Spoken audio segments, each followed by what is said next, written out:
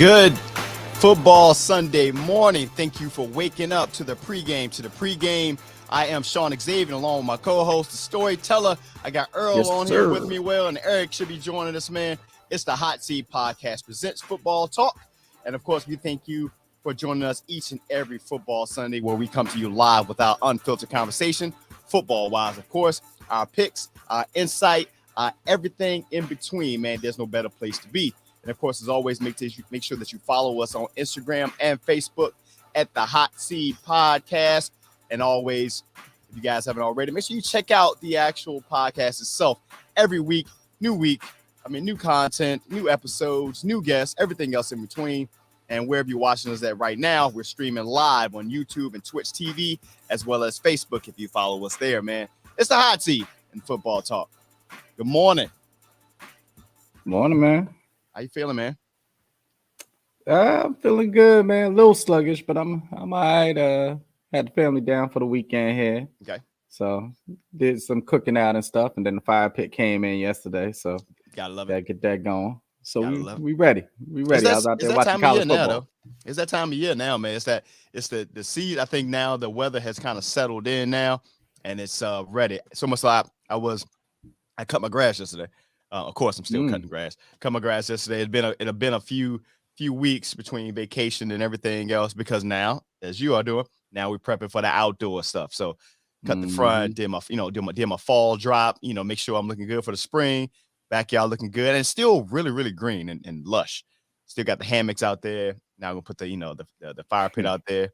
Let me tell you the funny part though. So I'm down for this. I'm a New York, Jersey boy. So this is my time of year, and I'm a December baby. So I love it. But out there, got the grill going, all that type of stuff. And y'all don't know, my wife's side of the family is from Jamaica. So her dad's outside a little bit around one of the fire pits and everything like that. You see him go, let me go in for a quick second. Here it goes. Yeah, that cold hit him. And, to me, I'm like, oh, it's nice and brisk. It's nice though. I got my drink in hand, got it, I'm by the grill, all that type of stuff. He's like, nah, man. Oh, he my ate that food inside. We're all at the table outside. Oh man. Hey, look, it's a different type of weather, man. Like for a little bit, like I said, it was all over the place, but now it's been, now it's quarter zip weather. If you're a golfer, that's a whole different conversation. We get into that.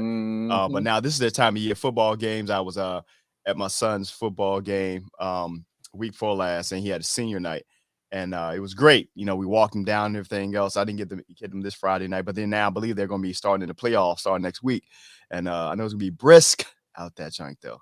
So, but today, if you guys haven't seen, I came out here decked out in my Halloween dad.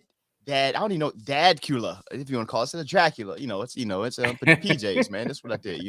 So this is some good house. So we're gonna have some fun with that, man. So as far as players who perform, like some of the best performances on Halloween, it's kind of weird because I don't never remember.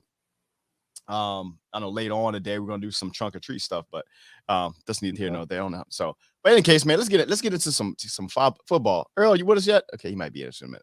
So let's get into some football. But first and foremost, man, we gotta start where it begins first and foremost. So let's go ahead and go into our college football recap. A lot going on, but I would say from the big guy, the big boy side. We had some iconic matchups this year, so I guess we can dive right into your game. What I'm pretty sure you were locked into the Michigan State Michigan game. Mm-hmm. How you say? So I kind of spoke about this last week. Right. When I was speaking to Gary, one of our regular listeners, he's went to school, alumni of Michigan State, and you could just tell they're not the same this year for whatever reason. I love their coach. Right. But they're not the same. But you still get up for these games. You know what I mean? Yep. The shame about this. Well, let me talk about the game first. So on the game side of things, our defense was there, even though they got this one wide receiver. I want to say he's like 6'4", 6'5", something like that. He's towering, bro. You really couldn't guard him. But besides that first quarter, they didn't score. Right. So the defense came to play, and they went for it. I want to say at least on fourth down twice, and they got stopped 4th and 1. So went through all that to get to the end of the game. Well, before the end of the game, Michigan has to do better. Let's just say this: Michigan has to do better in the red zone. And I'm speaking specifically for this Ohio State game that's going to come at the end of the regular season. They got to do better in the red zone. But the shame of it all is we're supposed to be talking about the game. And that's where I'm going. Shout out to Kaleo, man, for we are something else, man. Yeah. You could see the tension that was picking up. So let me go on both sides, because even though I'm a diehard Michigan fan, I got to pretty much yell at both sides. Yeah. There was a play, I want to say in the 4th quarter, that that Harbaugh ran. I want to say it was like a reverse and then the throw. We were already up. Game was already over. Yeah. And it was just a horrible call. It was straight disrespect. It didn't need to be done. I don't like that. Whether I'm a fan or not, I do not like that. Yeah. I wanted to say the pass was incomplete, but that's neither here nor there. So you could see that they were basically trying to shit on him.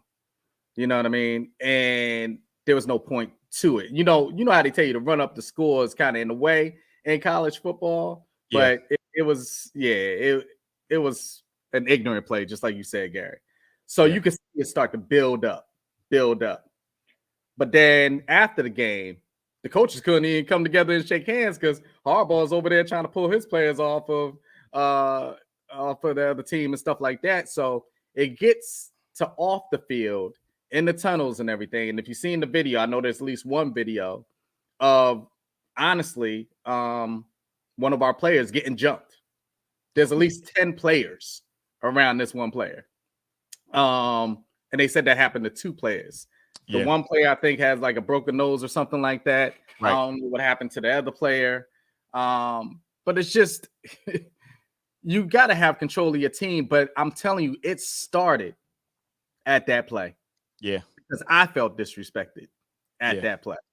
Now, does that give you the cause or anything? The license to just do that? No, not at all. Yeah. You know what I mean? But he couldn't be surprised. You know what I mean? Don't get up at the press conference and be like, this should never happen and blah. What you did should have never happened. You got run kids the ball down their throat, bro. Yeah. Run the ball down their throat. That if you really want to prove something, run the ball down the field and then score the touchdown if you want to keep on going up. But all this trickery and all that type of stuff, you set yourself up for that brawl to happen. And then what happened in the tunnel. So, I'm a fan.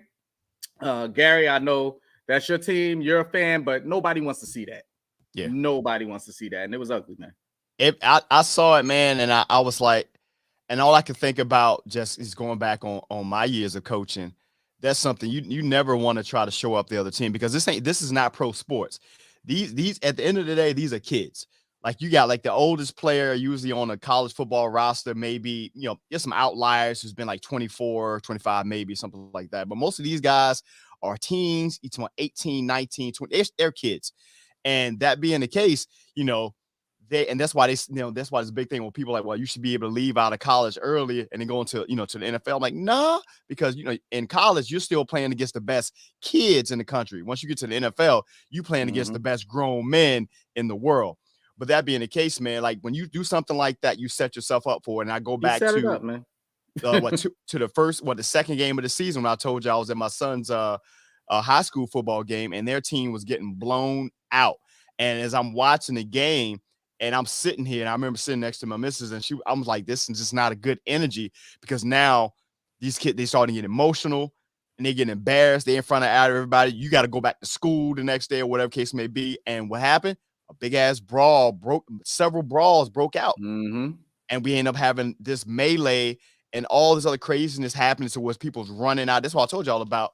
And the supposed gun that was pulled. Like, you can't have this. Like, back in the day, remember when the BCS was popping off, it was like, you had to play for these big points, because that would decide how you would get in, pretty much it wasn't even a playoff. style points, points for were all stats that they use to decide who were the ranked, the number 1 and number 2 ranked teams are. It would decide the national champion. That doesn't matter anymore. It's over. It's done. And then when you got a rivalry game like this, I don't see this happen if Michigan is playing some team, out of conference. But this is Michigan State. At the beginning when I'm watching, and you're supposed, and like I said, you're supposed to get up for the game. The push in everything. That's all there. Okay, that's all there. Yep. But that's why I say coaching is very important. Right. And there's a big difference between coaching NFL players and college players. This might be the end for them. What if one of those kids that is involved in that scuffle is right on the edge of being drafted? Right. The difference between millions of dollars, chance at millions of dollars, or you going to try to find yourself a job and one of those teams, NFL teams, find out one of those players was in that tunnel that jumped the kid. Or you now they're not drafted or it slides back. Or you get hurt and you're not able to prove yourself the rest of the year. You tear your ACL or something like that. Yeah. Future, bro. In the NFL, you out, you still get paid. Yeah. You know what I mean? You get in a fight, you get a little fine here and there, but you're making millions already. Yeah. You got to handle this in such a different manner. And it was just ugly, man. It left a bad taste in my mouth. Normally me and Gary are going back and forth. Yeah, there's that. I already didn't feel right about this year going into that game. It just felt different than our regular Michigan State game. Right. But yeah, that play is what caused it. So for him to get up in that press conference like, I just can't believe that, this would happen. What are you talking about? Shoot, weeks before he was already leading up to the fact that he was about to get disrespectful. Right. The talk that was coming out of his mouth. Yep. Not from the players, from him. So yeah, I mean, they go on to winning there. I think there's a lot of. I didn't know if they were, Gary. Go ahead. Yeah. I think that a lot of pressure is on Harbaugh's shoulders now, because now this, if nothing else, this is probably looking at the strength of these other top teams. I think they have a better chance of this year of actually winning it all. Just looking at other teams, because everybody's vulnerable. And I think this is going to probably be the easiest year for them to actually potentially win a national championship this year. And I think he's probably feeling that pressure from the alumni and stuff like that. Not excuse for any of it, but I can kind of see the difference in him now. So it's don't go this route though. Don't go that route. How you doing, Earl? Nah. How you feeling, brother? I'm good. Good. Okay. So it was another. Now I will say, with all the big games going on, of course, Ohio State was in action against Penn State. They want to get 44-31. Some other games there, Utah. I'm not gonna comment on my team, so we just leave off that. But I want to talk about. Well, where your team at? Okay. No, even though they won the game like 14-12, Miami over Virginia, but yeah. But the thing I want to talk about this weekend. And this happened this weekend, and I feel like this was what this particular weekend was about. And that was none other than primetime and that Jackson State game that went down. They had game day out there. They had the who's who out there. Stephen A was out there. Pat McAfee. I know I follow them there. So I've seen people like that. Snoop Ben's out there. They have completely flipped the exposure, the spotlight, and everything at Jackson State since Deion Sanders coming in. I remember coming in. We don't know how this is going to work, and he's there, man. He's there. They went in and played Southern 35-0. And prior to last year, which they beat them last year, they had lost to Southern. I think they said somewhere like 8 years in a row, something along those lines. So they hadn't won. It was a long stretch where Jackson State hadn't won. And yesterday they beat them 35-0. The game at the beginning was like kind of, but then they put 22 points up in the second quarter alone, and they blanked them the rest of the way. Well, here's my thing I'm nervous about is that, and I was kind of sad, like when he said, and I don't blame him. He was like, if somebody comes knocking, he has to entertain it. Right. You know what I'm saying? But my thing is, I feel like what makes Deion special is what he's doing. The fact that he came to, HBCU, for us, right? We know what that means. And then what he's doing with the not even with his school, with the SWAC. He like Right. he Yes. is SWAC. Yes. Yes. So my thing, and just HBCUs in general. So my thing is, I feel like the SWAC and the MEAC, but I'll just say the SWAC, they need to band together and make sure that this man don't leave. Yes, because absolutely. if you will be foolish to think that he is only beneficial to he is your billboard, right? Yes. To the SWAC. Like no, he's beneficial to the SWAC, to HBCUs. Mm-hmm. He is getting not just your school, his school, but he's getting other schools looks too. That people say, you know what, I do want to go to, or let me try to go to HBCU and things in that nature. So I don't know what they need to do. And I'm not saying that they need to add on money to, JSU, but if they let him leave, or if he thinks about leaving, then what they need to do, he might need to be the president of SWAC. I don't think you need president. I think this is, and some people they frown at it, but I take his level of cachet and the power that he holds right now, even though he's so new. I think that is on the same level as a Nick Saban, the earlier Nick Saban in the SEC. Like Jackson State now in this short amount of time, they brought College Game Day to Jackson State. Now, of course, it's a lot of homecoming stuff, but I mean, look at the people he's bringing out there, and he's not shying away from none of the spotlight, whether it's the content, all of the camera view, everything. He's letting people into that, which I love, because I feel like a lot of the HBCUs, you don't even know that they even exist because we're so closed off. He's bringing them in. So he actually has. I'll tell you, I hope, and I'm not here to count this man's pockets or anything else like that, but I hope he realizes that his biggest change will be to stay there. Yeah. Oh no, absolutely. And to go to one of these big name teams, and he said not the NFL, but he would college sit back and entertain some of the big schools. And the thing is, that's the same thing we were talking about, these recruits coming in. That's why they go to an Alabama and a Michigan and a Georgia and stuff like that. They go to those teams for that exposure, notoriety, exposure, and then being able to be drafted. But the thing is, you know how you change that? You bring those players like he's doing now into these HBCU teams, into these colleges and stuff like that. And then the money will follow. The eyes will follow. The TV, the media, the recognition, all that type of stuff will follow. Now you got the NIL. All these different type of things will follow. And like they just said in the chat, now who's going to be that next guy that comes in, or woman? I don't even want to discriminate in that way. That next person that comes in and puts their name up there next to one of these HBCUs and brings these players in. I mean, and that's an interesting question. Who could be that person if they chose to? Well, I don't even think they need to be thinking that far. I think they just need to put all their eggs in this basket of trying to keep this man. Well, they definitely got to keep him. And then my thing is too, like, yo, even these players, like, there was no HBCU players getting NIL deals. You know what I'm saying? To the point where he got a couple of players on his team getting an NIL deal. Other than that, that wouldn't have been feasible if it had not been for him. I think the other thing is too, you see the difference between like a superstar and a star, right? Because it's not to say that like these other SWAC schools don't have like notable coaches. Like you got Eddie George. In Tennessee. Yeah. You got what's the coach that used to coach the Browns? He's at Grambling. Oh, you talking about Hugh Jackson. You got Hugh Jackson at Grambling. You know, so you got Eddie Robinson Jr.'s, son at I forget what school that was.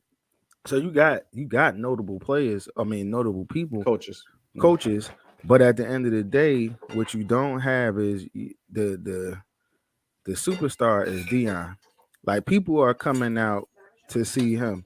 People are coming out to see and like really come behind what the movement that they got at Jackson State. Like the star-studded or the star fan, like the fandom that's coming to Jackson State, the notoriety is coming to Jackson State. Yo, not even just game day. Good Morning America. Yeah. Was that, and it's not even just about the football team. Like I saw something with Good Morning America was out there with Strahan, and Strahan was highlighting the band. You know what I'm saying? And actually, they was putting on, I think the drum major, the head drum major. He was like the first Latino drum major in SWAC or whatever, or maybe at JSU.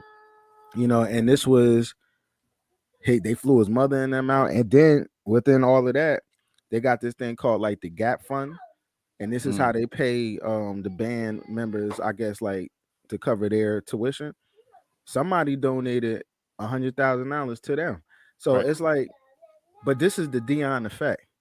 Yeah. You know what I'm saying? Even when he was saying, like I saw something on there too, where he saw the conditions within the stadium and things in the facility. He said Walmart. He got Walmart to pay for the upgrades in the stadium and stuff like that. Again, that's the Dion effect. But we mentioned that last week. I ran down a list of different things, not just for JSU, what he did for pretty much all these teams in the SWAC. Yeah. There's a lot of things he's done for all these teams, not just bring recognition to the SWAC, but there's a lot of things financially and everything that he's done for all these other universities. So that's where I'm just like, you got to go all in, bro. This is something else I see. All in, and I just hope he ends up staying there.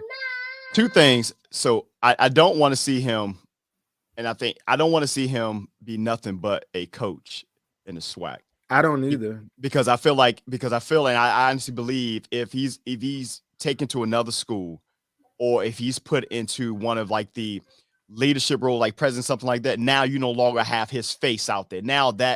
Now he's behind the scenes, and you don't get that same type of exposure. It's that interaction with those players. Exactly. Yeah. And two, I hope that if you guys didn't know, more importantly in this case, Jackson State is doing so well because he has a great staff with him. Yeah. Dennis Thurman is their defensive coordinator. If you don't know who Dennis Thurman is, Dennis Thurman played in the league for like 9 years. And he also coached for there. If you look at how the PWI schools are, and how they move on to the NFL. If you look at a lot of those coaches that are assistants and stuff like that in the NFL now, a lot of them coached in college with some of these other coaches along the way. They have a tree of folks. Hey, look at the Shanahan tree. That shit is long as hell. And they go all the way back to when they were like video coordinators and all this other stuff. So what I would hope that for those brothers who are in the league that feel like, man, I'm never going to be nothing else but this position, I'm never gonna move up. I hope that some of these, like Eddie George, like a Hugh Jackson, they bring some of these guys down to the HBCU. And because again, what also matters is winning. We're not having this conversation if Jackson State isn't winning. Right. That's just be perfectly. I don't care who's out there. So making sure that your teams are actually successful as well. So bring some of those brothers down there so they get that exposure. They get that experience, and then they have that on their resume. So that way, hopefully, when you see them back in the league, if they choose to go that route, now they have that on their resume. Or if nothing else, now you're getting more and more recruits to come to different teams because hey, they got this person. All these guys have experience, because I've been to some HBCU schools, and some of those guys, I'm like, how the hell are you coaching? Like, I feel like you just made a jump from playing Madden to a coach, and you can see it on the field. But that's just because like a lot of these schools, they don't really exactly, invest into these damn programs. I mean, or we got club teams, right? Yeah, well, I heard he may be looking at coaching UMES, sir. Yeah, that'd be great. But see, like, I'll go to Jackson State. My goal is, like, honestly, I ain't even go to Jackson State, and I'll buy Jackson State Para just because I like the movement. You know what I'm saying? Yeah. I just really hope that he sees the bigger picture. Like, and I'm not counting, like you said, Dave, ain't counting his brother pockets. I know he getting $500,000 a year. He getting $500,000 a year at Jackson State. You know what I'm saying? And that ain't nowhere near what he should be getting paid. Yeah. But at the end of the day, the hope is, if they keep going on this trajectory, right, they're getting what will end up happening. It's a long game, it's a marathon. Yeah. What could end up happening if they can start this transition where they get more recruits, Yeah. Play a bigger team. Play bigger teams, and that means that TV money gonna start coming. Yeah. And or that they will get paid by those teams. Yeah. Well, I mean, that's already happening. But and get that one upset. That's small money. Appalachian State. Yeah, that's Appalachian State. But Boise State. You ain't hear about these teams before. Get that TV money. Then all of their stuff up. Like I really feel like this man, he can have an Eddie Robinson effect, or I want him to have the Eddie Robinson effect times 10, because Eddie Robinson had that effect at one school. Right. He's having this effect for the whole within the whole conference. So that's my hope. And that's the thing, playing those big teams, getting that upset, top 25 upset, things like that. People are like, oh, they're legit. You know, you didn't know about Appalachian State until they beat on us. You know what I mean? Boise State, even though they ain't much now, but I didn't realize anything about a Boise State, and then I saw their field, and I was like, oh wow, look at that blue. I was like, shit, I want to go there. So Phil been looking at my sheet here. So he said they might end up with a Power 5 on their schedule. Y'all remember Southern played LSU earlier this season. They put up 17. They lost the game, but they played LSU earlier this season, and they lost 65-17. And that was Southern, and they played them. I'm not sure what LSU played Southern, but I'm not saying just because they blinked out Southern, but Southern did play LSU second game this season. So Jackson State ends up with a LSU on their schedule, or Mississippi State or something like that. And, all you need is that one. Like now everybody sees them. All you need is like all you need is that one upset. And all of a sudden it's like, and now that's how you start to get that train going. You have to want to, my big thing, you have to want to be better. Like I understand that in our community, in our culture, we want to make sure we have our own thing. Part of that is no one's going to give us anything. So you have to do whatever you can to take it itself. Like we so much pride is in HBCU, but then more times than not, when we think about some of the sports, especially in football, basketball is a little different because we do well there. But football being so big, man, more times than not, our HBCU football teams are so underwhelming, man. And it's like, you only get a couple here and there. They're underwhelming when we pay attention. I used to go to the Whitney Young Junior Classic every single year as a kid. It took place at the Meadowlands. I thought you were going to say Whitney just Houston to see the band Classic. And I'm telling you, my dad would take us. I was Grambling State drip down all the way down, bro. Yeah. I got pictures. And we would go, and all I would do, you couldn't ask me what the score was. All I would do was sit behind the Fly Girls, son, and watch the band. That was it. That was me as a little kid.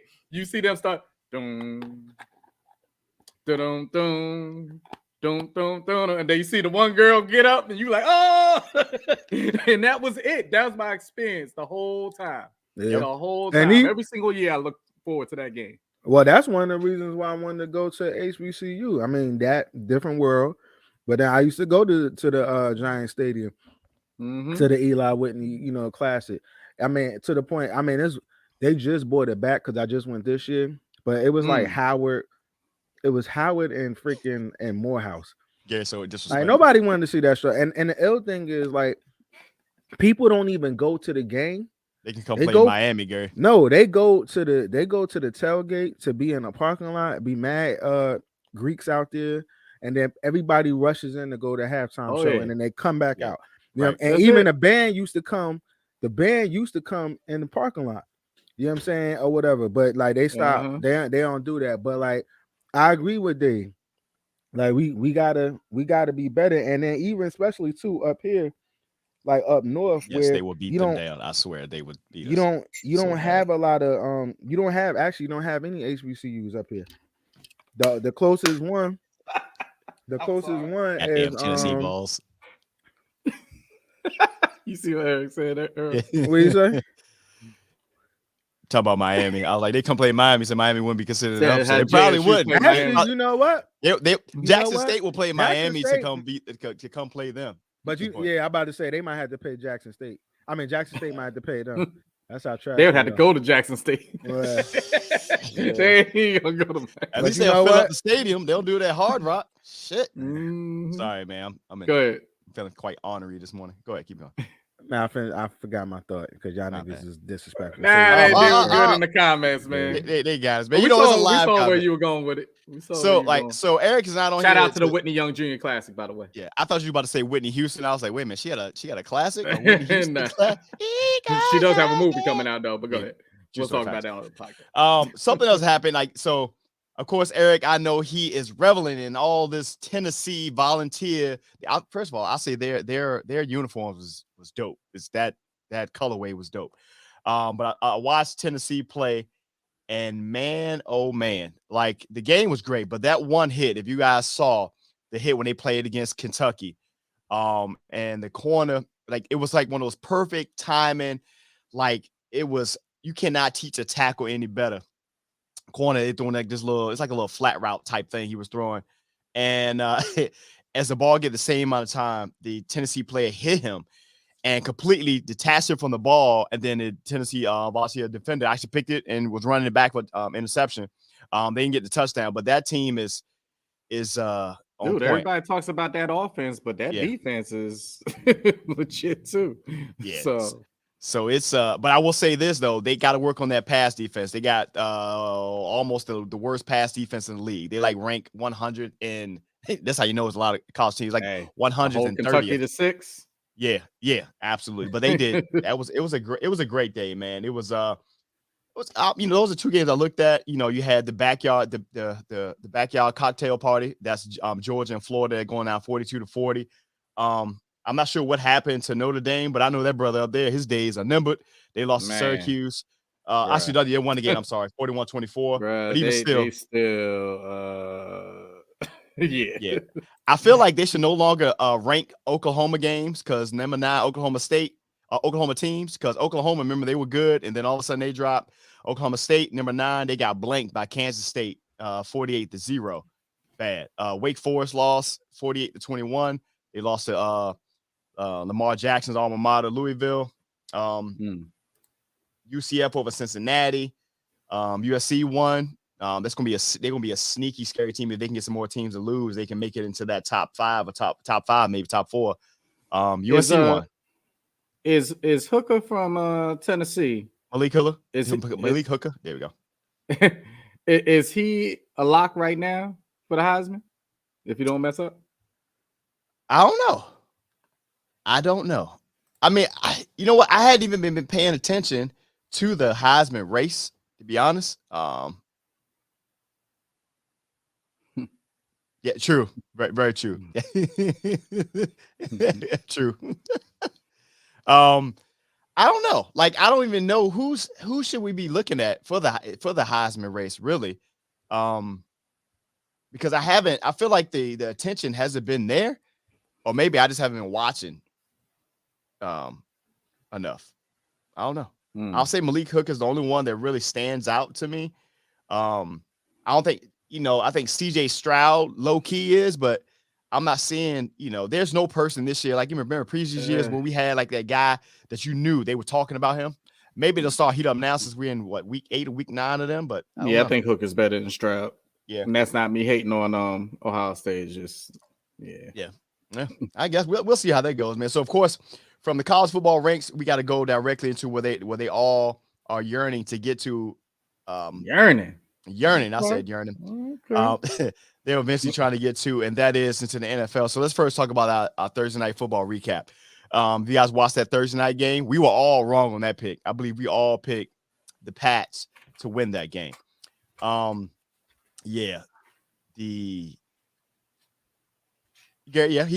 think he still is the front runner. I just don't see a lot of, I don't see what CJ Stroud, whatever. But the Bears had other plans, and they went in there and they beat the dog whistles off the Patriots. I don't know. It's hard out there. It's hard out there for the Pats since losing Tom Brady. I know we had a little small glimpse. They thought Matt Jones was the guy. You saw how that went. They had Zeppi out there. He threw 2 interceptions immediately. And right now, it looks like the 49ers picked the wrong quarterback in Trey Lance. Yep. By the way, Eric picked the Bears. Okay, I'm sorry. Shout out to Eric, man, for picking the Bears, because I know you're trying to make up the get. It was They were running all over them, man. they remind me of that team. Remind me of to a lesser extent because he runs so well. It reminded me of the Rex Grossman quarterback Bears when it was defense running, and then Rex would do like some miraculous bomb down the field. Now I know you said the Thursday night recap. That was the Sunday, Monday game. I thought that was Thursday night. Who was Thursday night? I'm tripping. Thursday night was the Ravens-Bucks. Shit, you're right. I'm sorry. Scratch all that what I just said. Scratch all that I just said. I was so excited. I just thought you wanted to go to that game. I'm like, okay, all right. I'm sorry. I apologize, guys. It threw me off. It's been a long week. I ain't gonna lie. That was Sunday night. I mean Monday night. So but I did watch the Thursday night game as well. So Ravens-Bucks was Thursday night recap. Ravens-Bucks. Hell, the same thing. That's where you figured out that Tom Brady was probably within the courtroom instead of on the field. I'm sorry, Eric. I'm not being disrespectful. I just had my days switched around. Right now, Bill Belichick and Tom Brady, they miss each other so much right now. Oh my God. But more so, I will say this. For a minute, I saw Eric. He put it in the chat. He was saying that Lamar was watching that contract that's dwindled down from that $200 million guarantee. But also part of that is, and I said it on a previous show, I wonder if in those back channel conversations, part of that is, hey, is Roman gonna be there? Greg Roman gonna be? Is he gonna be the OC? Because the play call differential between passing and running ain't it, bro. But this the thing. You saw when they stuck to their guns. Yes, be who you are, and started running it down their throat. Yeah, you saw. It was like, okay, this is the Ravens. Yeah, that I know. Right. And that's really what it was. That was the game. Yeah, that was the game. You didn't see them fall apart because they stuck to what they know. So keep doing that. Yeah. As far as on Tampa's side, I hear a lot of people just talking about, Brady and Rodgers and falling off and all that type of stuff. I don't compare the two because Brady got people to throw to. Yeah. He still got Evans on one side and Godwin on the other. He still can hand the ball off to Leonard Fournette and stuff like that. So there's just all over the place. Their defense is not there at all.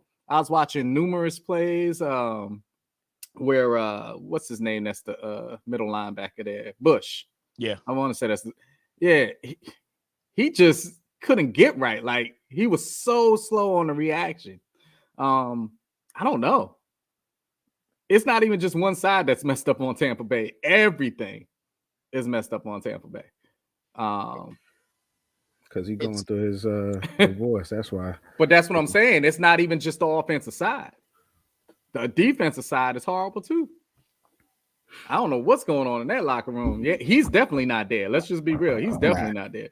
I mean, even when Mike Evans freaking he had like a 60-yard bomb. Nobody was even back there, bro. It was a walk-in touchdown. Hit his hands and everything. Dropped that shit. Mm-hmm. That's what I'm saying. Nobody there, bro. Not everybody's not going through a divorce, goddamn. Right. Nobody's there, bro. He got an excuse. They were scary. They were scary just a year ago. A year and a half ago. Yeah. To Gary's point, though, a certain person's not missing. They're there. Besides Gronkowski. To Gary's point, he was saying, that divorce is affecting him because now it'd be one thing if he was going through the divorce and they were like blowing people, they were winning. Bro, you out there losing on the field and you losing off the field. So it don't look good either way. But he shouldn't have came back. That's on him. Yeah. That's, sidebar, my bad. Yo, what is this game showing on? Like, where? We spoke about that earlier. I have no idea, bro. I haven't. I saw it. It's like they canceled the show. I saw ESPN Plus, but I'm like, it got to be something else. I don't know. That might be one of the. If what I do know is showing on ESPN Plus. They knew that game wasn't going to be good. Yeah. What I do know is Thunder Thighs Russell out there. He threw an interception already. I'm not even in that conversation. Hey, I don't want to. I mean, when you doing high knees on a plane for 4 hours, I figure by that time you should come out there with goddamn Saquon Barkley. Only thighs I've ever commented on in football was Barry Sanders. And no man could ever judge me on that because them motherfuckers was crazy. Am I right, Gary? Let me go. Yeah, so it's only on ESPN Plus and ABC in Denver and Jacksonville because nobody else want to watch that shit except for Denver and Jacksonville. And leading up to this game, I thought Russell wasn't going to play, but that's neither here nor there. But on the other side, we were talking about our Thursday night recap, man. If that Greg Roman situation is going to end up hurting them at the end of the day, because when you go up against much better teams and you use that game or you play that game the way you did, there may not be any comeback. I think Eric said it best that they've led, except for this game, but they've led most of their games all but it was 15 minutes out of the couple 100+ minutes. And then a lot of that goes around the way that the play calling has been and the decisions that's been made. And as much how does this affect old boy's contract talk? It's a thing, man. There's people everywhere looking at trying to, diminish his value. Don't give it to them. Don't give them that ammo, man. Okay. Big Jacksonville. Good. Let's go, Jax. This is the largest crowd. All right, to watch. I mean, they are in London, I guess. We can't see the motherfucker. All right, Gary. I see you out here. Y'all here for your guys, but I'm just saying what it is. But yeah, I don't know. Lamar was on an MVP, trajectory for a minute, and now I don't know. That's not it. So we're gonna see what it looks like. I see a franchise being a stamp being attached to him at the end of the season. I don't think would be a bad. I don't see a contract being done, man. That never works out. Yeah, I just don't. This you could potentially be looking at a Kirk Cousins type situation with Lamar, where they don't want to lose him, but they ain't gonna give him the contract. Yeah, he better get paid. Yeah, so. That's what we're looking at, man. That would be a bad move. You think that's a good look? Well, see, I gotta talk to Eric in two different ways, though. We have our conversations about our teams in different ways because we have the hat as the owner, and then you have the hat as the fan, and those normally don't coincide when you're talking contract talks. This is gonna come down to who the owner of the Ravens. Whatever. I forget his name. It don't matter. It doesn't matter. His name. Let me tell you something. He's gonna have to decide, because that's the reality. He's gonna have to decide between what his fans want and what's best for his organization, or what he thinks this GM or this GM. Okay, and if I was him, I would give Lamar what he wants. Okay. Oh, me too. Because Lamar, I don't care. You can look at the statistics. You can say he may be falling off, whatever. I don't think that. At the end of the day, he has kept this team relevant, and he is the reason why this team has had their success in the past few years. Pay that man. It shouldn't even be a conversation. Well, I was about to say it shouldn't even came down. It shouldn't be a conversation. Exactly. We're here. That's all. That's my point with Greg Roman. If they give Lamar what he wants, and they still have Greg Roman on that staff, and you still get more of the same, and you're not winning to what you ultimately trying to get to. These guys, they playing for a Super Bowl. They're not playing to get into playoffs. They want a chip. And they, for all intents and purposes, they probably should have had one, especially that 13-3 season that they went. But if it's more the same and you're paying Lamar that much, something has to give. So either you're going to pay Lamar what he wants and get you a new OC. That may be where the owner comes in and tell Harbaugh, hey, look, we're going to take care of Lamar, but this situation between him and Greg ain't working. Because it's clearly up there, man. Like to Dave's point, and Eric probably will agree, when your team, what they do best is run the ball, and they've been doing that for the latter of a decade plus, and even better over the last 4 years that Lamar's been there. Why would you try to don't try to reinvent the wheel? Running the ball in defense. Yes, that's what it's about. Yes. And then you got a kicker that can kick from the other side of the field. Right. Right. Like make these he get into his own head, man. And a lot of times, Lamar has bailed them out. And now Lamar has his warts too. He has his faults. But you can see the frustration as times, man, with them be like, hey, I want to get it done. He wants to win. Lamar Jackson wants to win. Greg Roman, I think, is going to be an impediment to his overall development. No. If they don't change something, to be honest. So I'm just saying that's what's gonna happen, man. So for the can we have like a big word counter from now on? Like just and just bing. Just a number in the corner. Yeah, just put a big word counter. Oh man, we appreciate you guys tapping in with us this morning. The pregame to the pregame. So like from Lamar Jackson on to something that I think at least three of us is kind of happy about. Maybe not team wise, but overall. So I'm gonna ask you guys a question. Since it's Halloween, technically tomorrow. Trick or treat, the NFC East. Is it a trick or is it a treat? So if you look at the actual stats itself, so there is only say again. So there is go ahead. Sorry. There is only 6 teams in the NFC with winning records. 5 teams. And 3 of them are in the NFC East. Yep. And depending on how the day goes, they may end up having. Well, they're not winning. They'll be at a 500. If Washington wins today. Don't put your team. I'm just talking about the division stuff because I don't trust these guys. But at the end of the day, remember at the beginning of the year, it was the NFC least. I remember it was like the best division was in the NFC side was the NFC West. And then, of course, on the AFC side, they were talking about the AFC West. Both of these divisions, those particular divisions, are not good at all. Who would have thought that you had, everybody thought Philly was going to be pretty good. Dallas, yeah. And, Giants is also a surprise. Just call it what it is. And the probably ended Seahawks as well. And they're one of those. There's one of the teams with the winning record.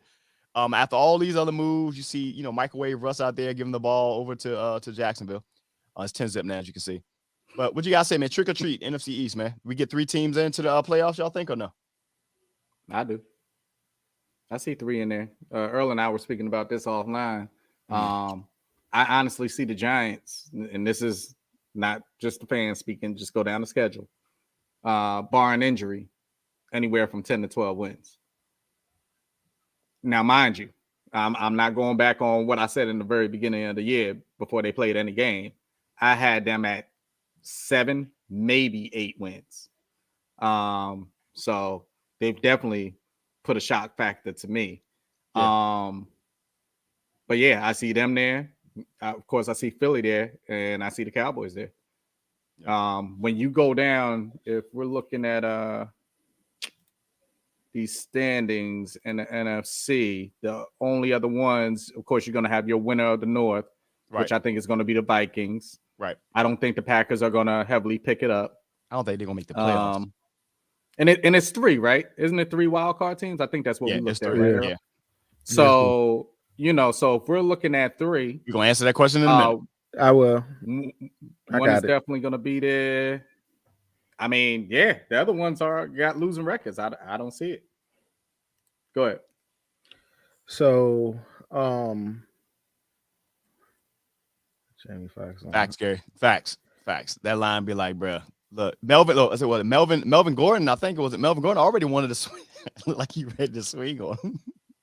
Melvin Gordon need to go. But anyhow, I think the NFC East is legit. With the exception of one team. And I would even say, to be honest, I mean, no. I mean, I'm just talking about in terms of like I won't even I was trying to big up the division. No, listen, y'all if you let me finish. I'm talking about in terms of the record. They're legit. You know what I'm saying? That doesn't mean that the Commanders can't get their shit together, but and being realistic, the only thing that all of the NFC East teams that the Commanders don't have is a quarterback. So until they figure that piece out, it's like they're gonna be scratching and surviving. But I mean, as a whole, yeah, the NFC East is legit. You know what I'm saying? And honestly speaking, on paper, it was really only one team in that division on paper that looked like something, and that was the Eagles. Right. Everybody else kind of had pieces here and there, but it wasn't nothing where they was like, oh yeah, we're gonna do this and that. But I think what we didn't think about is like just those other variables. You didn't look at and see, for the Cowboys, Cooper Rush is a winner. You know what I'm saying? And they got a pretty decent team, and they got some grit to them. I hate to say it, they got some fight in them. I think what people didn't realize with the Giants is like, we had a whole new coaching staff. You know what I'm saying? Who's had success other places, and they shifted the culture. I ain't even gonna put it on the players. I'm putting it on the coaches, because for real, if you really want to look at the stats, like we ain't throwing a bunch of touchdowns. No. We ain't rushing a bunch of touchdowns. You know what I'm saying? We doing what we need to do to win. You know what I'm saying? And for anyone who thinks, I think they're a treat. And for anyone who thinks, well, it's just we haven't played anybody. You play who's in front of you. But this is the stat that matters to me most. So of the 3 winning teams, so remember I told you there was only 5 teams in the actual NFC. They actually had winning records. Seattle being 1 and Minnesota outside the NFC East. All 3 of those teams from the NFC East have a point differential of at least plus 20. All of them, which means that the defense. So what the NFC East has been known historically is defense. For having defense. Right. And that's why. So you got plus 56 for the Eagles. You got plus 20 for you guys, the Giants. You got plus 21 for the Dallas Cowboys. And no team is really putting up points like that per se. Yeah. I mean, this become but it's been the differential as far as the defense. So the defenses have been on point, and each team, including the Commanders, have at least 2-game winning streak going, except for Dallas. He's one game. But what I don't like, you just said something too. You said people going to say we ain't playing nobody. I'm sorry, yo. we are that somebody, and I'm talking about the NFC East. Like, that's no bullshit, because like for real, all of these somebodies are trash. Yeah, very much. You understand what I'm saying? Yes, like yes. All of these somebodies are trash. So I hate to say it, but we are the somebodies, and I'm talking about the NFC East. Yeah, I mean, I'm not trying to talk cocky and nothing like that, but I'm just talking about just in terms of all the projections that we thought, honestly, outside of the Bills and maybe KC, everybody else that we said, excluding, like, we did say some people in the NFC East, hasn't really been, living up to the hype, yo. And even, like I said, I mean, you got the 49ers who could do something, but again, they got Garoppolo. Everybody thought Denver was going to do something, and that shit is a struggle show. The Raiders, everybody thought the Raiders were going to do something with Adams over there. That shit is a struggle show. The Colts suck. The Colts are fucking horrible. So to the point where they got their ass to the point where they got their backup that got to start over the veteran Matty Ice. You know what I'm saying? Like, yo, Tampa Bay looked like some shit. You know what I'm saying? Like, so all these different, and I could keep going on, but all of these teams like that, they, and no disrespect to the Ravens, you know what I'm saying? The Ravens, they 5-3 right now, right? But like, ain't nobody wanted to give us our respect when we beat them. You know what I'm saying? So it's like, so I say all that to say, the NFC East are the group. Yeah, we are the people to play. Okay, here's some more stat vomits for you. So you got points per game, because yards or whatever. Points per game. Number one in the league. Defensive points allowed. Buffalo. Number 2, Dallas. Denver. Number 3. Eagles. Number 4. Giants. Number 5. So you got those 3 teams, a top 5, in the category of allowing points per game. You got yards is whatever, but if you're allowing points, then it's whatever the case may be. And then imagine go to the waiting room, Shawn. Yep. Imagine if the Giants, because I'm speaking on what Gary just said. We score about 1 point, 1 score or 8 points or less, right? And we did this with practice squad wide receivers, bro, or rookie wide receivers. You know what I'm saying? Imagine if we actually had fucking big time players, or not even big time, just consistent players, bro. Like people that can produce. So you know what? Off of you just saying that, trade deadline is coming up Tuesday. I don't know if you had this in there at all. I didn't, Shawn. But trade deadline is coming Tuesday. What's a move that you can see being made, whether it's our own teams or other teams? Well, I feel like I think they're going to continue. I think 2 teams that are going to continue, actually 3 teams 3 teams that are going to continue. I don't think so, Kaleo. No, it didn't hurt us. It didn't hurt us at all. He wasn't playing. Nah. We'll get there. Yeah. We'll get there. But three teams, and me and Dave, we're gonna go back to that. But me and Dave have brought up a good point, and we'll bring it back to that. Let's stay there though. Remember that there's 3 teams in particular that I feel like are gonna make another move. I think the 49ers are gonna make a move because now that they got Christian McCaffrey. I think Fisher is on the block. You know what I'm saying? And he would actually help somebody out.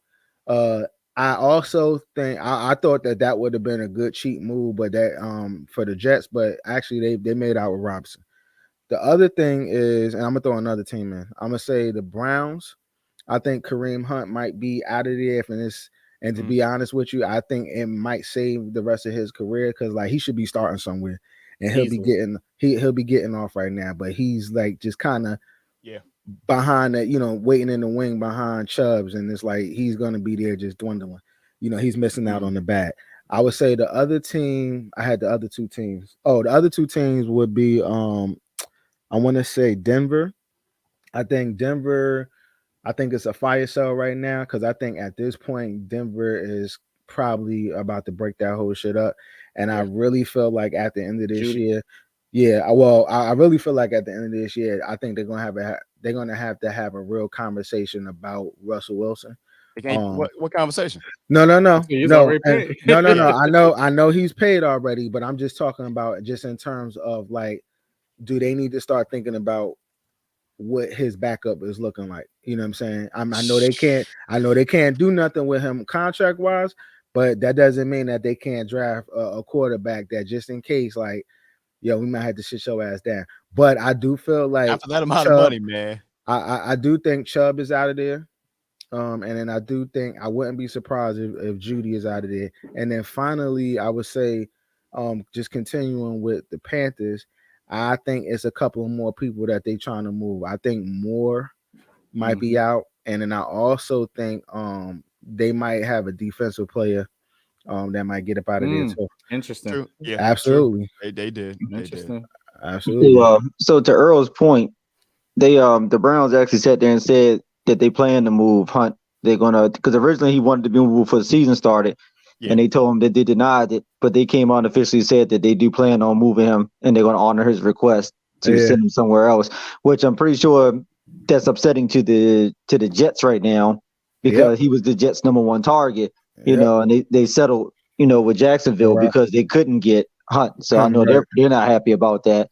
But yeah, he's definitely going to move it now. As far as Denver said that Chubb is on the block, but they said none of their receivers are going anywhere.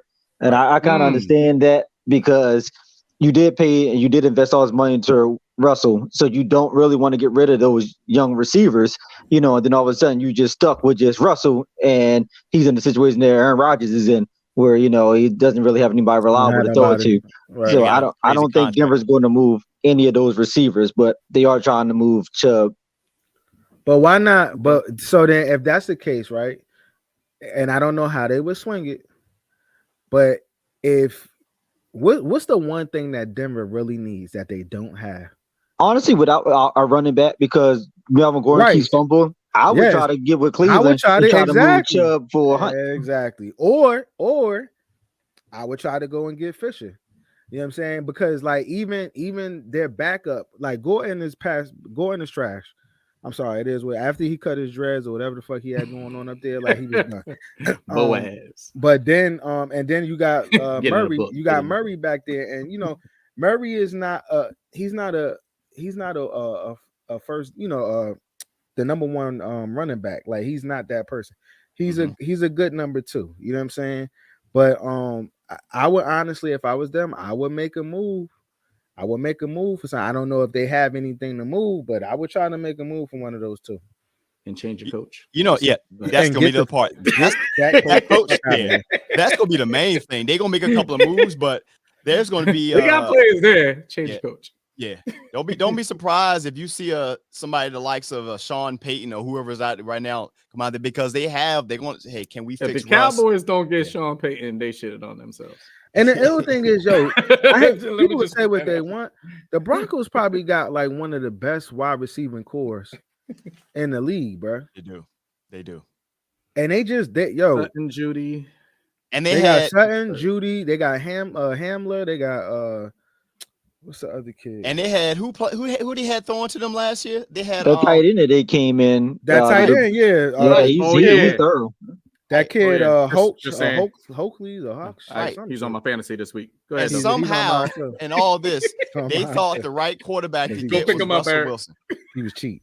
Yeah, this has been if you talking about an epic disaster, this is what this has been, because them bringing in Russell and not reading the room, and first of all, you bring in a brand new coach who, as you can see, this ain't it, bro. This is not it. And then you bring in Russell, which, have you not watched the tape in Seattle for the last few years and everything that you had now, you're selling off your team. Your team is looking, it's bad. And now you're on the hook for all this money for the next few years. And I know I saw the Matt Flynn comment, but that Matt Flynn comment, a contract won't Russell's contract. They owe Russell, if I saw that number, like 96 mil. Comment. Oh my God. I did not know it. Oh wow. Yeah. You just need to walk. The owner said that the coach is being unfairly no, he's trash, bro. Is this the new Walmart? No, but listen to the reason. Because they have so many primetime games. What the fuck that guy doing anything? They're seeing too much for being trash. Nah, bro. Not when your first game. Instead of kicking the ball, y'all fucking go for that shit. And it was in a red zone or some shit. And this is how you know. This is coming from the Walmart owner. If he was the Target owner, he wouldn't have said this shit. I'll tell you that right now. He wouldn't have said it. Tell you that right now. This is man. That's a bad thing for you being in prime time. Don't you want your organization it's horrible, to be in prime time? It was a horrible what kind response. Of shit? That's up there with your coach's response about your team there, Shawn, the other week. When he was like, man, yeah, we just got our quarterback, man. What's the difference between your team and everybody else? He came out and said that, and then they turned around and won the game without the quarterback. Yeah, but who makes that decision? Yeah. They looking at that. Yeah, Carson Wentz had to be like, bro, really? Yep. And I feel like he was getting pressure. They was like from everybody in there. Terry McLaurin just got paid, so he's secure.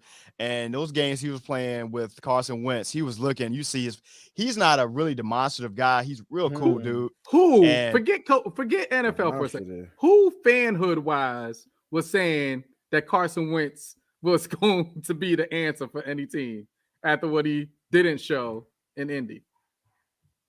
I was gonna say a comment, but I'm not gonna say it. A certain pocket of people that was rooting for Carson Wentz. That's it. That's all I'm gonna say. No one else believed that. So we got one that I don't know what his career is gonna look like, and we touched on it real quick. And I'm gonna ask this before we go into our picks, man. I'm gonna get you guys' take on it. Brady and Rodgers, man. I know Rodgers got no receivers, but it ain't just receivers. So we already know what's going on with Brady, but y'all think it's about that time to go ahead and look, I ain't got look for that exit. I don't give a damn. I don't have no sympathy for Rodgers because his bitch ass could have kept Adams. You know what I'm saying? He knew good and well. He may have had 1 or 2 more years left that he was really going to play. Right. He could have let that young boy get paid. Because also understanding, too, that your success is contingent off of who you got around you. Exactly. Because you need somebody to throw it to. Exactly. So now, because you was greedy as shit, because it wasn't really an issue of money with him. I mean, in terms of like with Aaron Rodgers, it was just more so his issue with the organization not putting people around him. You know what I'm saying? So like my thing is like now you look crazy. Now they're looking like, or you're looking like, man, shit, I probably should have just fucking retired. You know, and then with Brady, I think Brady got a lot left in the tank. I just feel like Brady mind and head ain't in the game. Like he got a lot of shit going on right now, and I think it's showing. You know, and then I also felt, and I know y'all said what Dave made a joke. He was like, "Well, everybody else ain't going through, you know, divorces and shit like, and you know." And I was like, "That's true, but you also understand too, like, you cut the head off the snake, it's no good. You know, he is the head on that snake. You know, so if your quarterback ain't in it, you know what I'm saying, that shit ain't trickling down to the rest of the players. So that's my take." So the Brady thing is what it is, but I'll say this, and maybe I'm one of the very few believes this. Every time I hear that bullshit, they be like, and when Aaron Rodgers, or people say they don't really put nobody around Aaron Rodgers, that's why they ain't winning. Have y'all seen what was the y'all seen the record for the Packers the last 10 years? The last 10 years. So we're going back. So of course they haven't won a Super Bowl since 2011. Remember they're just coming off of 2 seasons, if I'm correct, where they were 13-3, 12-4. And somehow, and every year that conversation, if you look, you got them 13-3, 2019 to 2020. Okay. 2018 to 2019, the Packers were looking it up. They had that year. They were 6-9 that year. That was a weird year. I'm trying to figure out what happened that year. Did somebody get hurt, or they just had a horrible year? So they're 6-9 that one season. 2017 to 2018, the Packers, okay, they're 2 down seasons, 7-9. Then they 10-6, 2016 to 2017. Then you look at 10-6, 2015 to 2016. They've had a winning record damn near every year except for 2 years since 2011. And if you look statistically, that one down year was the year that Aaron Rodgers had that shoulder injury. That's what I can't remember what it was. So I'm trying to figure out where is the people. They got 2 stud running backs and Aaron. Yeah, those guys, but they don't run the ball. I'm confused at what is it? Is it they're not putting people around him, or he's just not buying into, or he that thinks he's above or whoever the coach is at the end of the day? They're both the cause of their own demise. We know the whole thing on Aaron Rodgers and you know, the receiver and everything else like that. And I'm coming back, I'm not coming back and stuff like that. Just like Gary was saying, as far as Adams was probably like, yeah, I'm good. I ain't doing this every That's correct, Gary. That's correct. On Brady's side though, and I threw the joke out there as far as that what Earl put out there, the whole team not going through the divorce. But I mean, look at that team. Are we going to question also? We never bring it up. You know, they changed the coach too. They did. You got to think about that. They did change the coach. The receivers are always injured. Yeah. Mike Evans is injured every week of the season, bro. But to your point, not. But he's always over 1,000 yards every season. Dude, I don't get it. I don't get it. He's hurt, and he's the hardest person to ever pick in fantasy because you don't know. The one week you don't pick him is the week that he catches like 200 yards, and then the week you pick him, you know, he's either a scratch or he's there, but he's injured throughout the whole game. So, and now Godwin's coming off that injury and things like that. It's their team is so much of a question mark. But yeah, the other thing is playing that game of, hey, I'm going to retire also. We're on the Brady side. And then I come back. And then you think certain people are going to come back with you. And Gronk is like, I'm fine. And that's his biggest safety net for all these years. People don't realize how big of a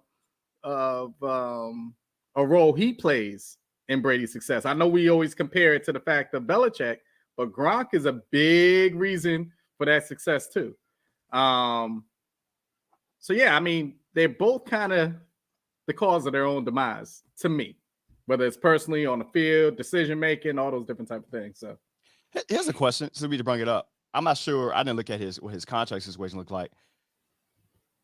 What if Mike Evans is? I mean, if it still keeps going downhill in Tampa Bay, or if they make a move just because to get something, I don't know.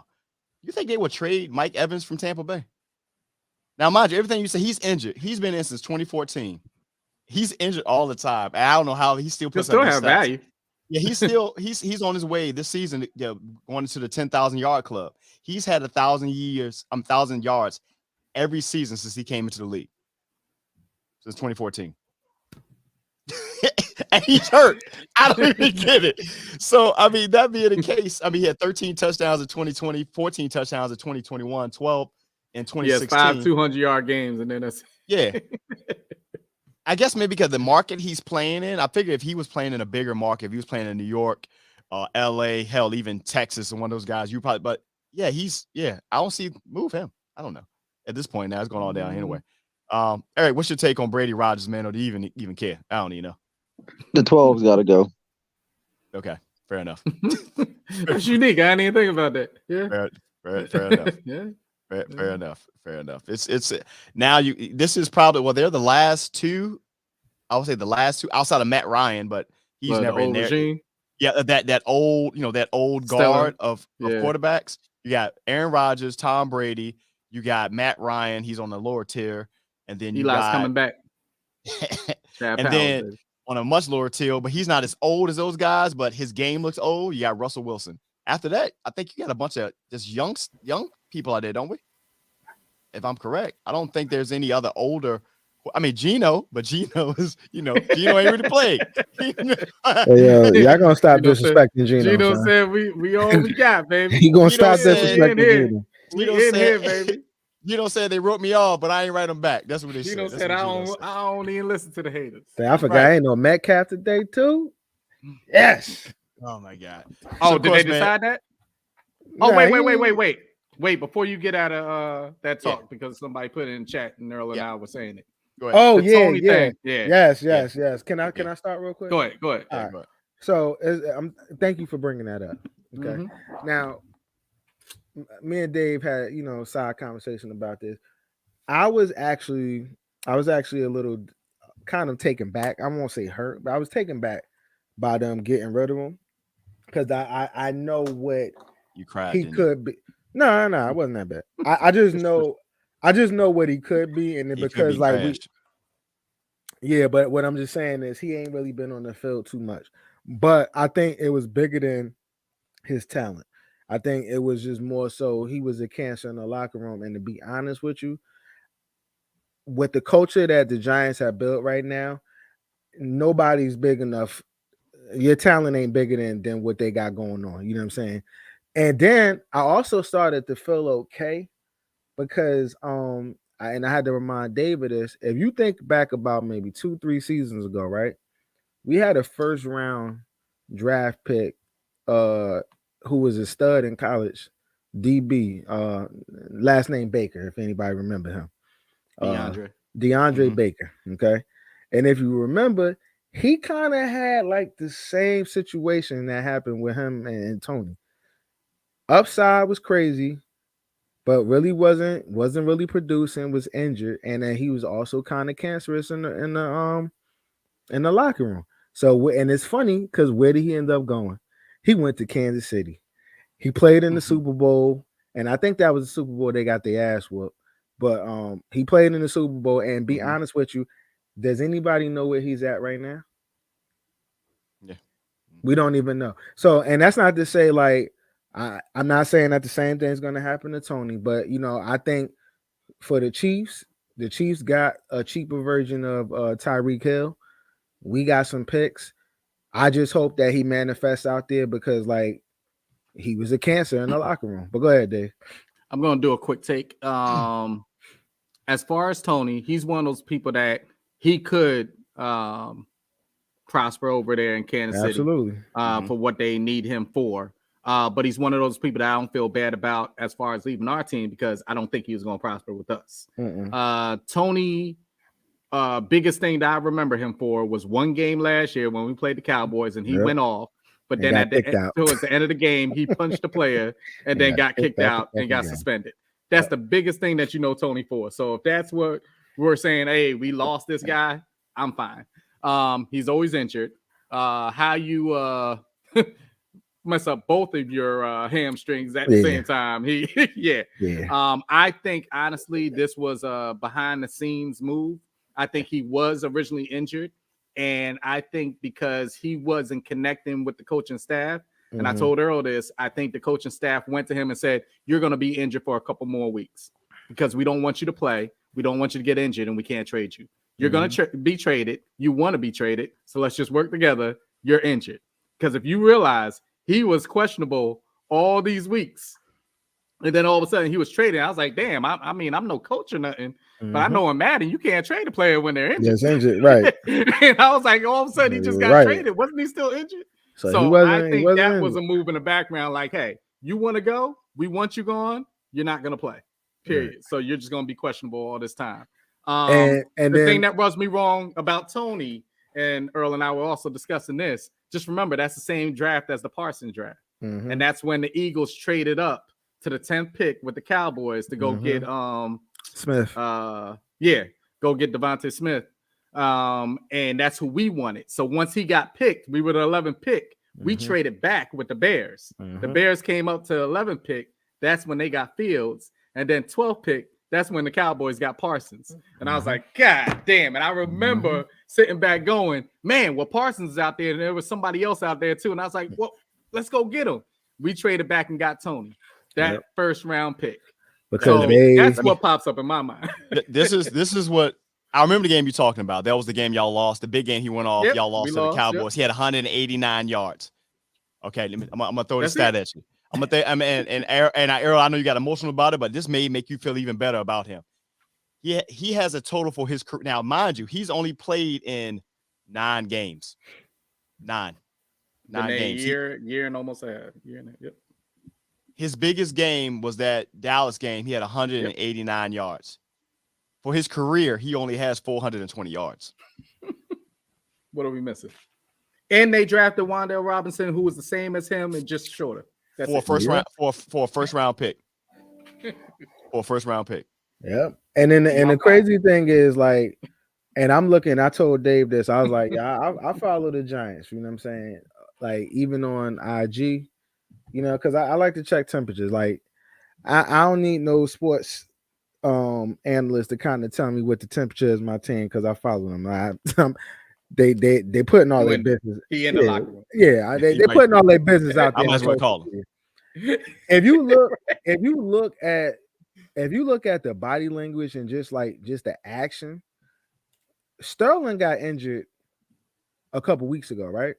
That motherfucker has been on the sideline, jumping up and down, waving his towel. And honestly speaking, they don't even like injured players on the side, but he been on the sideline all over social media and going crazy, like hype, getting them fired up. You know what I'm saying?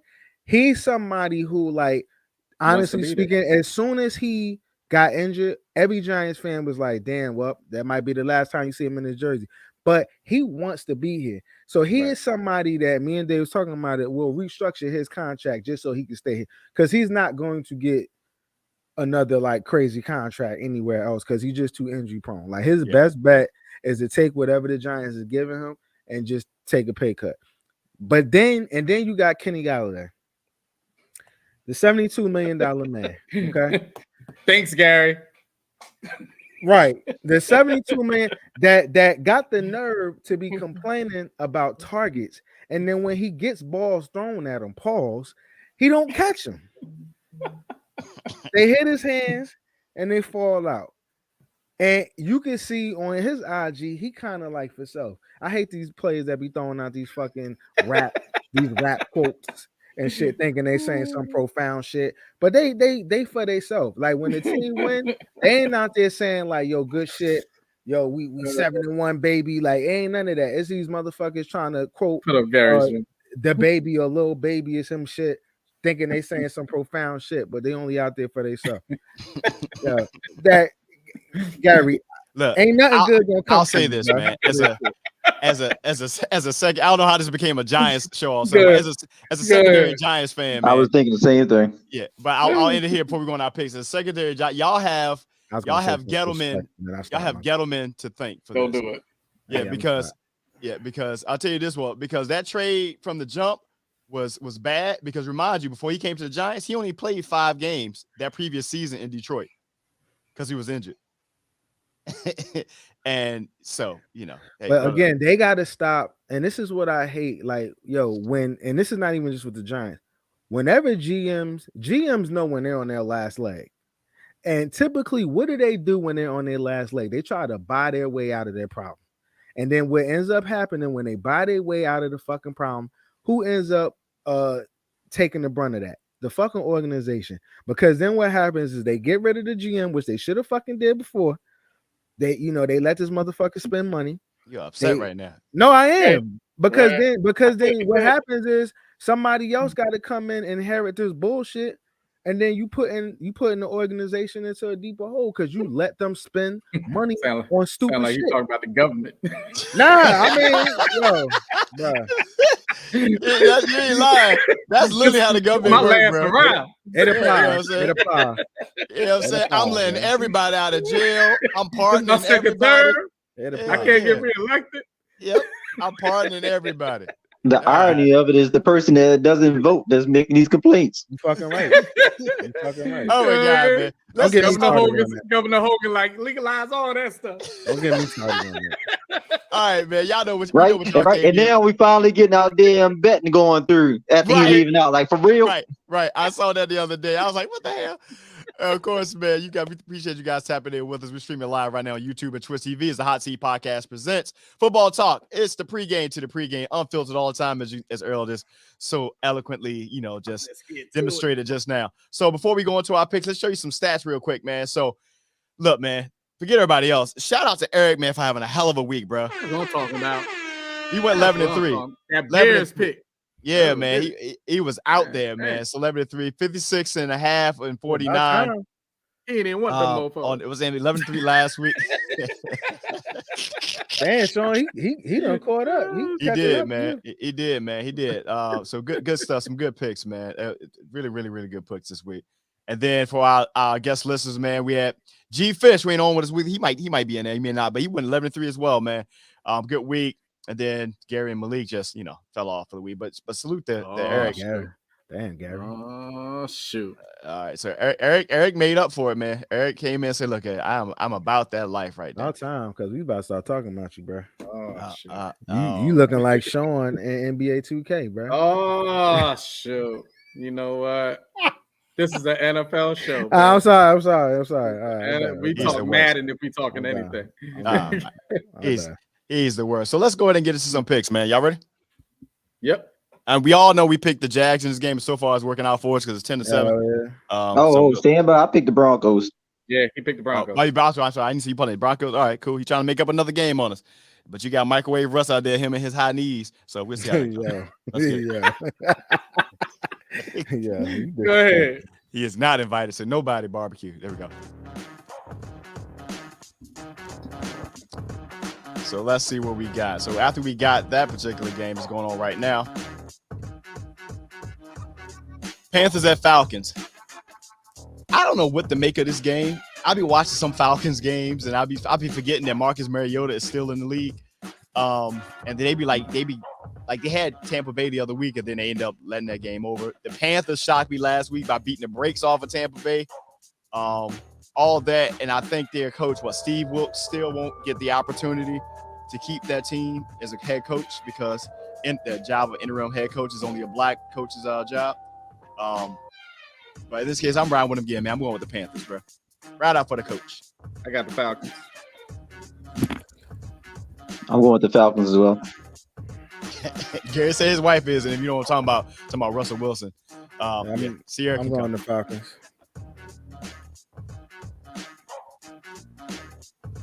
Damn it. I need Earl to go somewhere else. Go ahead.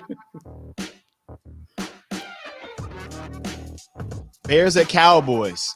Hey, the Bears showed me something. They showed me something in that game. They're going to pick them. So you can have a 5-9. They're playing in Dallas. They playing in Dallas. Mm-hmm. They ain't showed me shit. They played. I got the Cowboys. Team. I got the Cowboys. Dallas. Going to pick the Bears since they showed you something. Yeah, I got Chicago. All right. That's what I'm talking about. Matter of fact, how about this? I'll make it even. Can I do this? If the Bears win, I'll give him one of my wins. But hold on. I took the Bears on Monday night. I didn't get an extra win. Right. Look, This ain't Detroit going winless, and then we said they get 2 times. Somebody's starting to get cocky in their old age. You'll sit your ass down somewhere. I am sitting there. Who you got, Gary? Stand up then. Bears, Cowboys.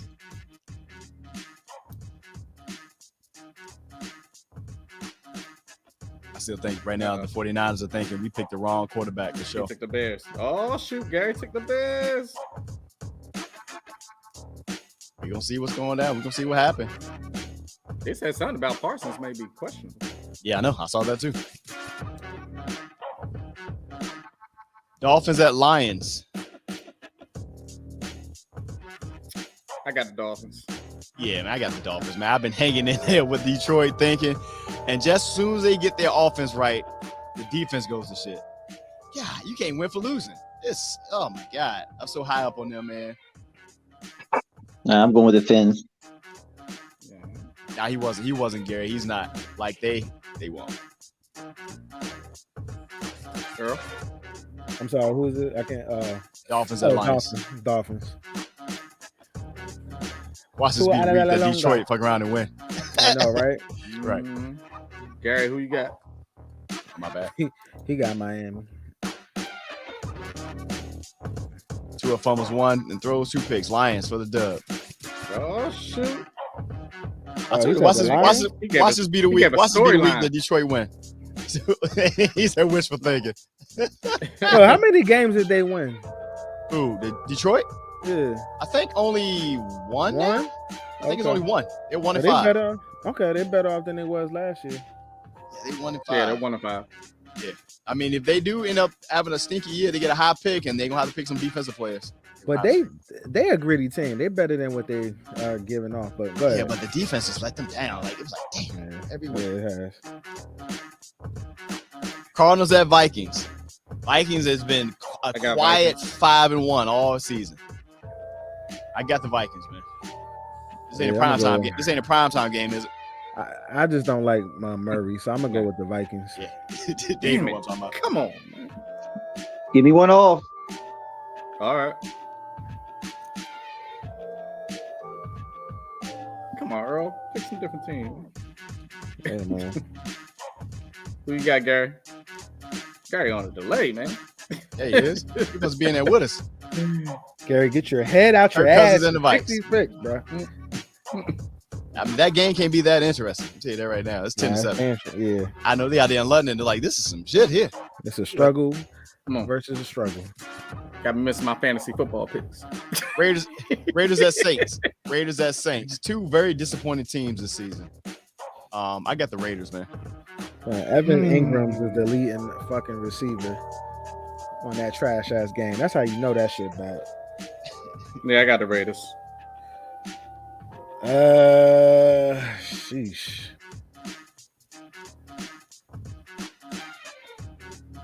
I think Andy Dalton is I'm gonna go Raiders. What? I'm about to see. Look, come on, man. Yeah, the fact that I think Winston might be a healthy scratch. I'm going with the Raiders too. No, Andy Dalton starting. Yeah, that's what I just said. That's what he just said. Oh, healthy scratch. Gary's taking the Saints. All right, good luck with that one. I don't like your energy, bitch. Oh man, what is happening? Oh, what's happening right now? It's normal. It's normal. Patriots at Jets. Jets. Come on, bro. God, the Patriots look bad. But Zappe been playing though. Then go ahead and pick him. But I think Mac Jones is starting. Did you watch that game? They put Zappe in, and he immediately threw 2 interceptions. No, he didn't. He threw a touchdown.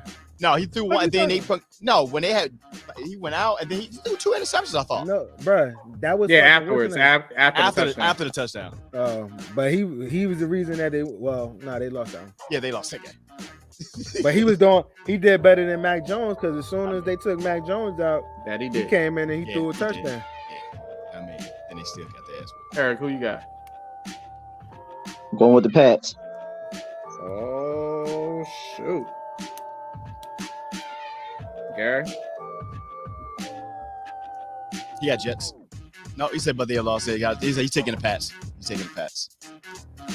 They did lose their running back. They did lose what's the name in yeah, but they got Robinson back. So, Yeah, I mean, right. they got Robinson. They did. Yeah, they made that trade. So yeah, I think he is playing. I believe. Steelers at Eagles. Eagles. Yep, Eagles. Sorry, Mike T. Eagles fly. Eagles. Really? That's what you doing? Sorry. Yeah, I know who I'm not picking. He going with the Steelers. Eric understands. I make that same decision when it comes to a Cowboys game. Eric understands that team probably ain't winning another game this year. That too. I feel bad for Mike T. I mean, just Mike T. I don't feel bad at all for none of them mother lovers. I mean, Man, bro. I'm just dealing with hometown, bro. This is Mike T, bro. That's all. I don't give a damn. But if he was the Eagles, I mean, if he was with the Ravens, you. That ain't like the first race in China. He ain't with the Ravens, so I don't give a damn like about this. what he does. I need Earl to pick a different damn team. Titans at Texans, man. Titans was a good story at the beginning, but not now. I got Titans. I'm picking. What? You just said Titans wasn't a good story. I think you Texans was a good story. My bad. Texans was a good story. I got the Titans. I'm sorry. Oh, okay. I'm going with the Texans. Going with the Texans. I'm going with the Titans. There you go. There you go, sir. You happy? Yeah, Because Tannehill not playing. I'm going with the Texans. Tannehill. Oh, Tannehill's not playing? He's not playing. What's the name is playing? I shouldn't have told you. That's why I'm going with that. Why would you even say that? I shouldn't have said nothing. But go Why would you even say that? I know. Wait a minute, who's the backup? Malik. They started Malik. Malik. Yeah. He's running. I'll tell you that right now. He gonna run today. He putting up yards today. I ain't no cheater, bro. I give you the. I ain't no cheater. I'm still gonna stay with the Titans. I don't need to cheat, bro. Commanders at Colts. I got Washington, man. Now keep in mind, remember Matty Ice is on ice, so I don't care. I got Washington. Taylor Heineke good for at least 3 games. He good for 3 games. Yeah, I'm on Washington too. Yeah, me too. He I good believe for in 3. I believe in Heineke. I don't believe in the other motherfucker. But. Yeah. He good for 3 games and then he'll fall off. So this will be the second game. Or third game, I guess. And I don't know. I don't even know what that other dude will do. I don't even know his name. Oh, you talking about the quarterback for the Colts? The coach, yeah. I don't Yeah, even it's know like Hilberger, something weird. Yeah, that don't even sound like a football player. Gary went Colts.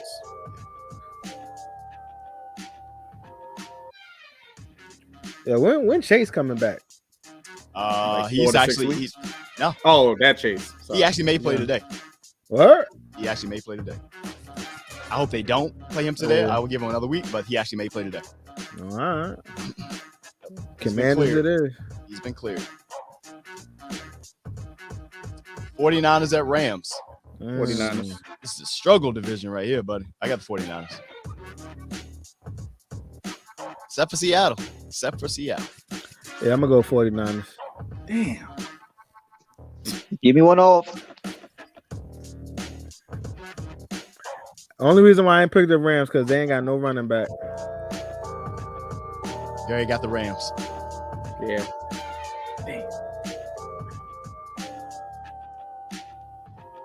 Giants at Seahawks. Giants. Hey, look, I told you I believed in them. I'm glad to see the Giants doing what they're doing, but I'm going to Seahawks. All right. What's up? Good shit. I'm going Giants. Because you're going to put all your faith in Tyler Lockett, flimsy ass. I'm good. I believe in Geno. That's all. I believe in Geno too, but Geno needs somebody to throw it to. Amen. But Giants. they running backs is nice though. Who you got, Eric? Giants. I mean, if this game is close, What Gary say? that's dangerous. If it's a close game. No, that's a great thing for us because the game Seattle, that 12 man is real, brother. don't matter. Gary got Geno on the Seahawks.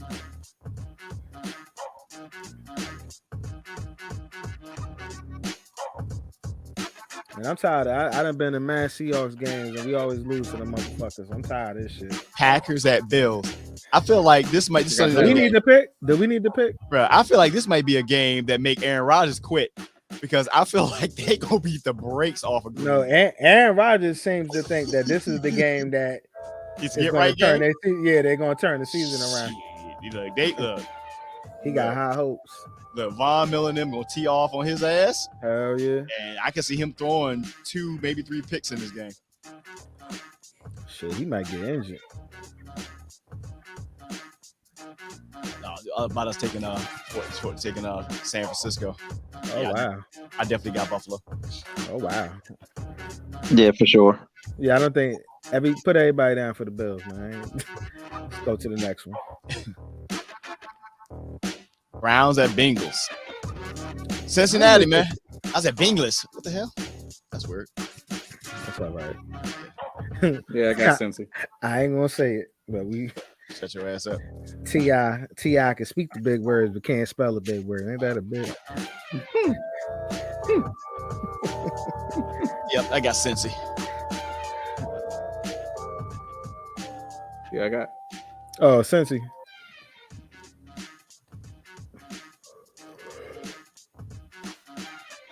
Eric? I'm thinking, man. Okay. It's a lose-lose for him because it's a division. Like, True. That is absolutely true. Just pick who you think gonna win out of there. We got to make this shit for the Eagles and the Cowboys. So at this point, do they even, when he's eligible, do they even bring Deshaun Watson back this year, or just let him sit out? Yeah. Hey, the Browns winning would affect you less. Yeah, because I'm paying him guaranteed money. You damn right. Guess. I'm get every fucking bit. You heard me, Eric? I guess. The Browns winning would affect you less if you want to go that route. Gary got the Browns. But Chase is injured too, though. Yeah. I think T. Higgins and Tyler Boyd will have a good game. Go ahead and give me one off. Word? That's what's up. You was doing good too, bro. You just jinxed that, John. I think Gary has the Browns in this game. Got him. Yep. And then our Week 9 Thursday night game. Not Eagles at to be Texans. confused with the Monday game or the Sunday game. Right. My bad. Thursday night, another prime game that I feel like is gonna be really bad. I got the Eagles. Nah, I don't think it's gonna be bad. Eagles. I got the Eagles, but I feel like the Texans gonna win. But I got the Eagles. Oh, pick them. Yeah. Pick them. I got the Eagles. No. Let's talk about this. What? Let's talk about this. I have the Eagles. You feel like they're gonna win against the Eagles? Okay. Okay. All right. Listen, I'm taking the Eagles. Right. The Eagles gotta lose. The The Eagles gotta lose at some point. Yeah, but they're not losing that game, bro. All right, you say that, but I got the Pick Eagles. 'em. No. No. But I think they're gonna win. What the hell?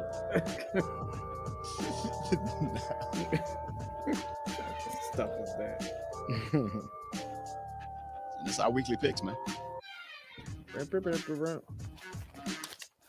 See what's gonna be. Let's see how things gonna turn out this week. Let's see if anybody get moved coming out of this game. Teams that lose this week, I can see them making moves this week. Well, Tuesday is the deadline, right? Yeah. Yep. Yeah, Tuesday's the deadline, man. So I think Gary's gonna have a better record than Earl. Probably so. I mean, than Malik.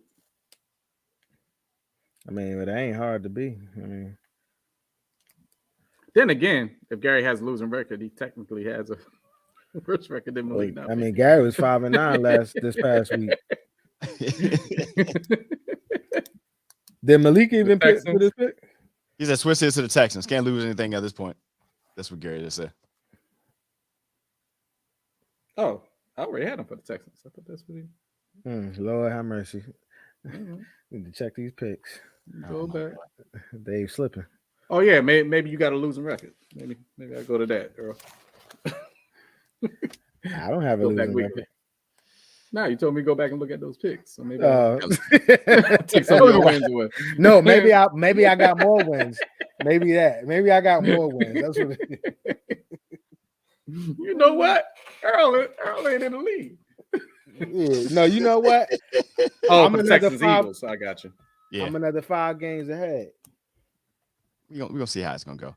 So, of course, man, we appreciate you guys tapping in with us. The pregame to the pregame. This is the Hot Seat Podcast presents football talk.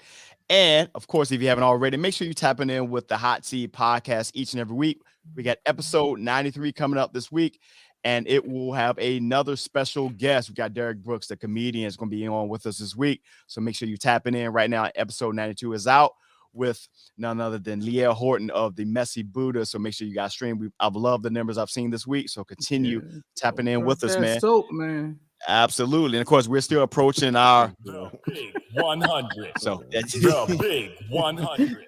So triangles. Classic triangles. For myself, the storyteller, Eric, Earl, man. It's the Hot Seat, man. Enjoy your football Sunday.